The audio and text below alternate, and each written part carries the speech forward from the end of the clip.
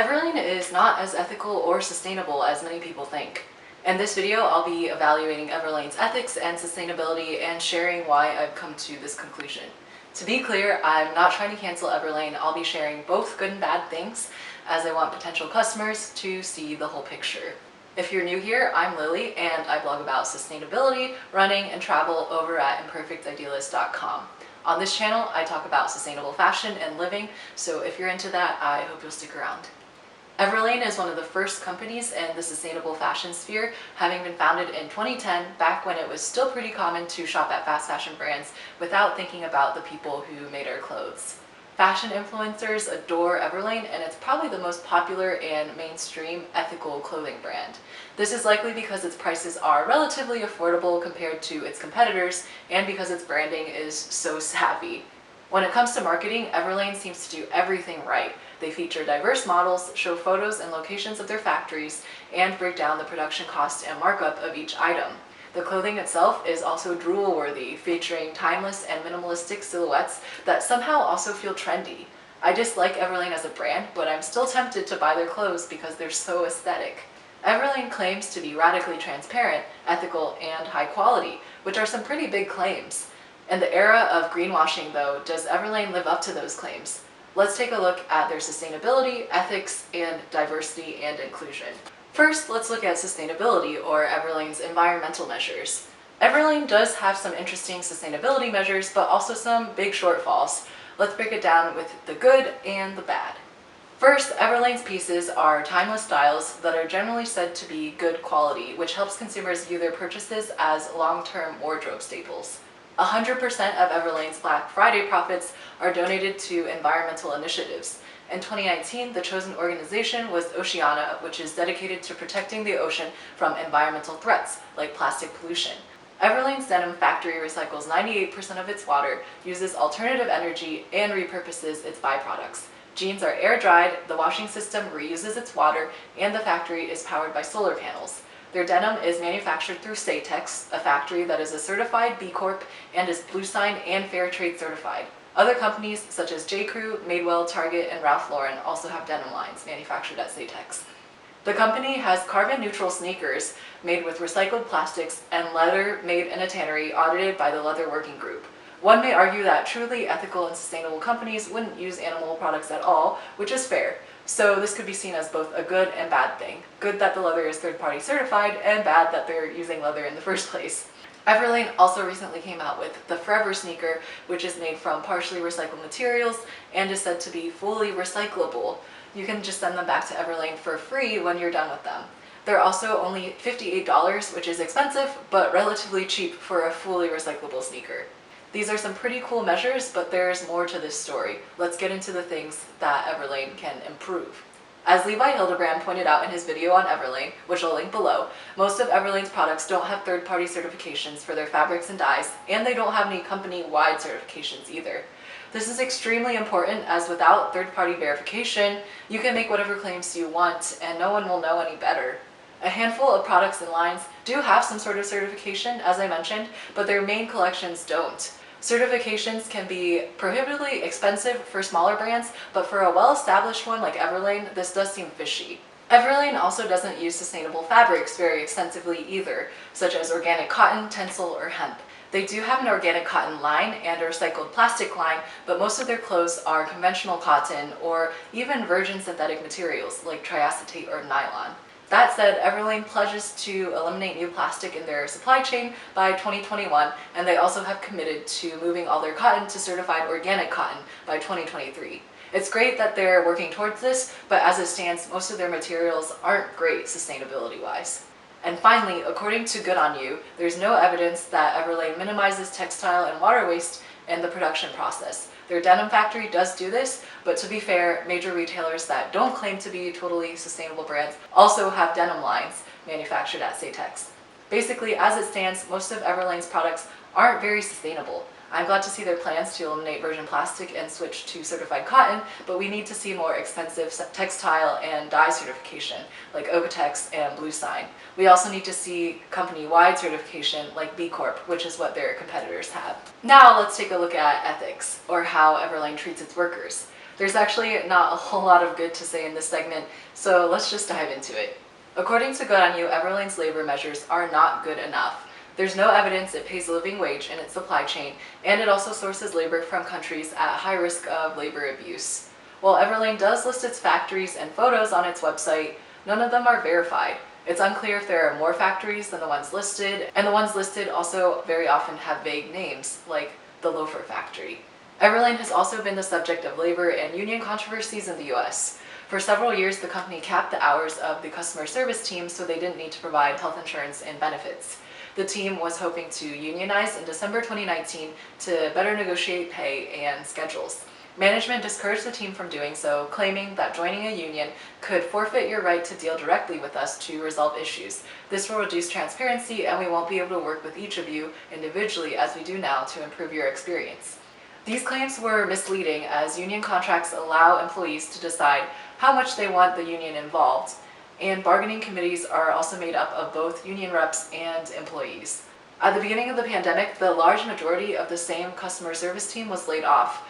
According to an anonymous union committee member, they had reached out asking management to recognize their union. Then, 4 days later, most of them were laid off.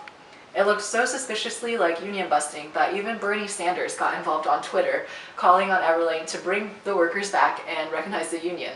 The Everlane founder responded, saying that the decision was brought due to a loss in profits and not union busting.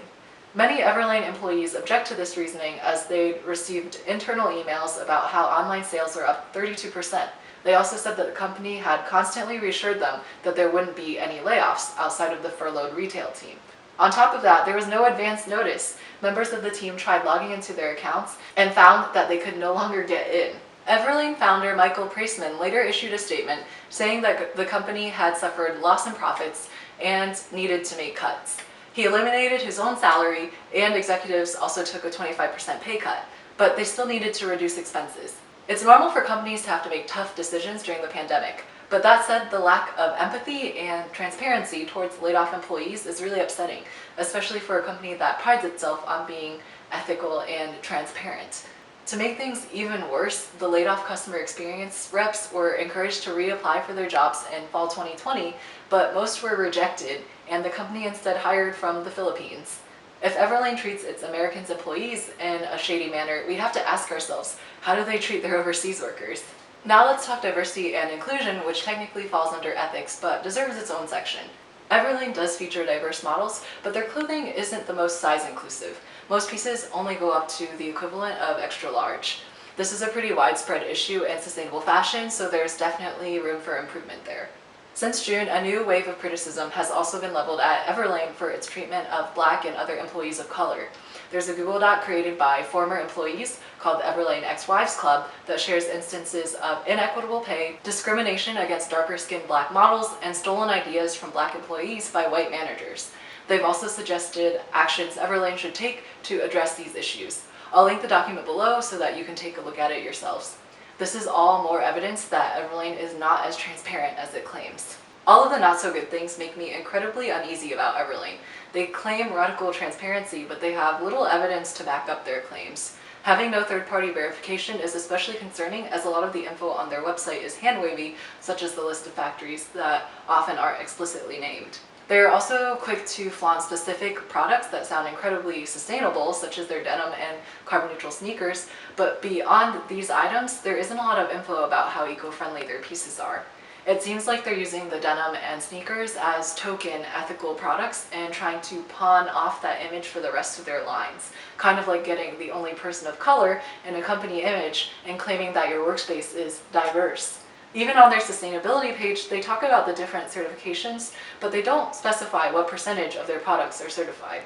Everlane's labor union controversy also illustrates that they aren't honest with their employees and are willing to implement policies to help their margins at the expense of their workers' livelihoods. The newly surfaced racist experiences of former employees is just more evidence of the company's unethical business practices. For these reasons, I dislike Everlane a lot. They're basically guilty of greenwashing, which is marketing yourself as ethical and eco-friendly when you actually aren't. Of course, they probably are still better environmentally than fast fashion, but it's misleading and unethical to make such extravagant claims of radical transparency only to fall incredibly short of them. If you love Everlane and feel disappointed now, that's totally understandable. If you still think that Everlane is doing the best they can, I respectfully disagree. A lot of people will make the argument, oh, but it's better than Forever 21, and while that may be true, is that really the standard we want to set? This is also technically a whataboutism, which is deflecting attention from the issue at hand by pointing fingers at someone doing worse. Just because there are worse brands doesn't mean that Everlane can't do better. Sustainable fashion is incredibly complex from both a business and consumer perspective, and like I've said many times, I readily admit I'm not perfect.